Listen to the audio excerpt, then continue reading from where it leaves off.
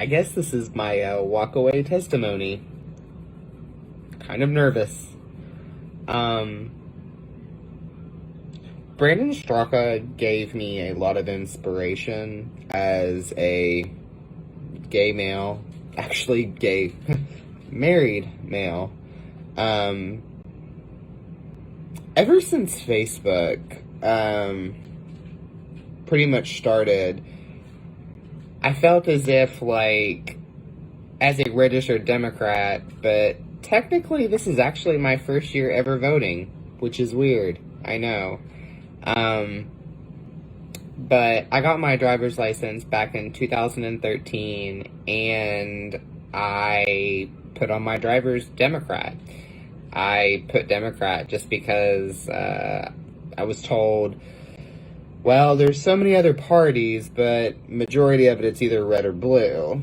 Red being Republican, blue being Democrat.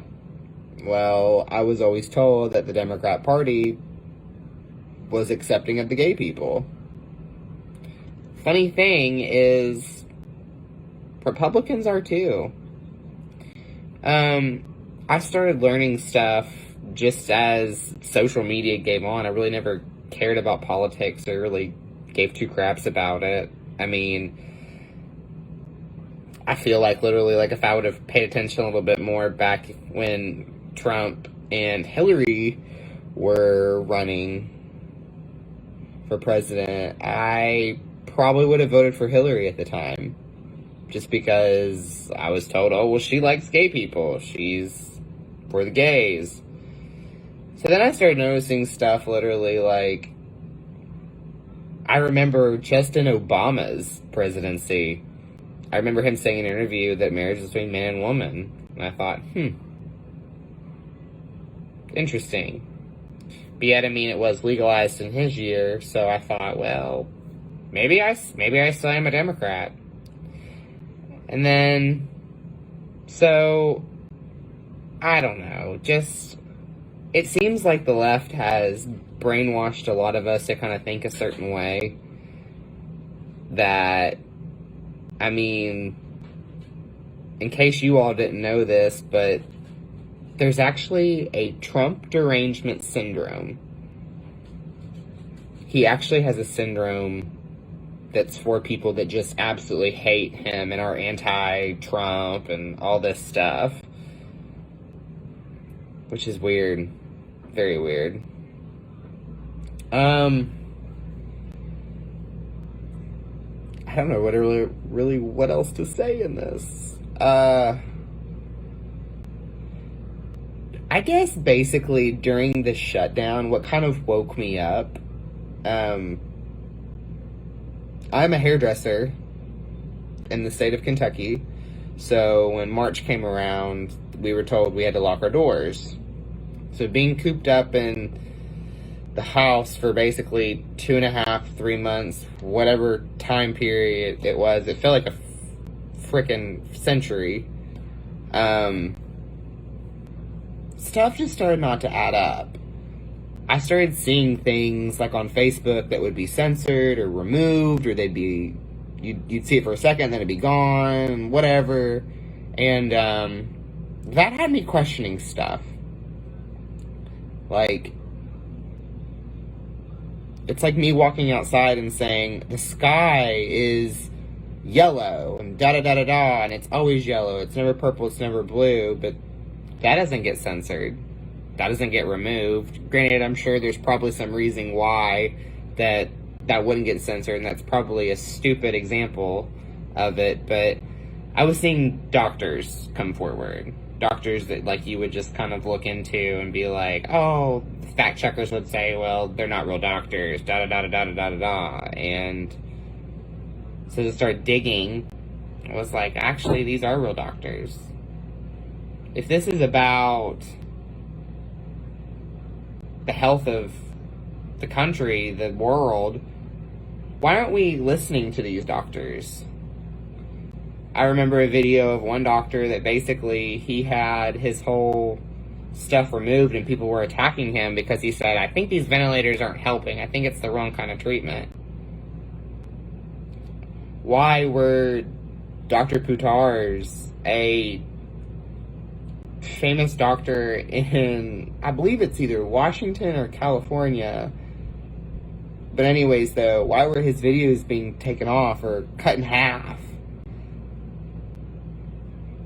I just started, like, questioning so many things of just so what was going on, like, in today's world. Like, some of this stuff doesn't make sense. We're told to wear a mask, then we're told, oh, no, you don't have to wear a mask, but quarantine if you think you have symptoms, and it's just, stuff wasn't adding up. It almost made me feel like, literally, that a lot of this was conspiracy related, or maybe this was all bogus. Yeah, we would see cases rise and stuff like that, but it was as we saw cases rise, we saw the fatality rate drop tremendously. I don't know. Something seems fishy. After watching Brandon's testimony, I kind of like looking into stuff, and I was like, I actually knew about the debunking of the president making fun of the guy that was special needs related. And I was like, why does the media hate him so much? Because I do remember, like, my family talking about the president of the United States, Trump, that, I mean, he was friends with bigwigs that were gay, black, women. He wasn't called a homophobe, a racist, or anything like that then until he ran for president. But I just kind of thought about things, and I was just kind of like, this guy may not be so bad after all.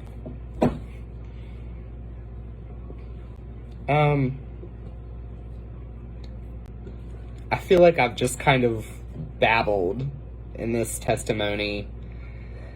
But my name is Christopher Fannin, and I was a registered Democrat, and now I am walking away. I will not be the victim of the Democratic Party. I will not be the victim, period.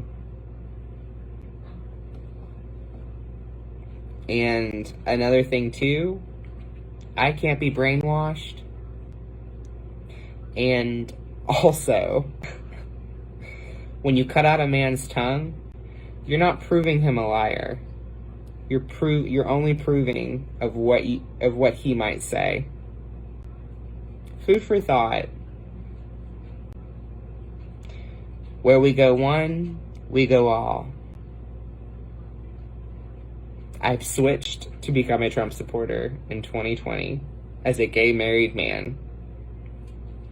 I hope I give someone else courage to do the same. Bye.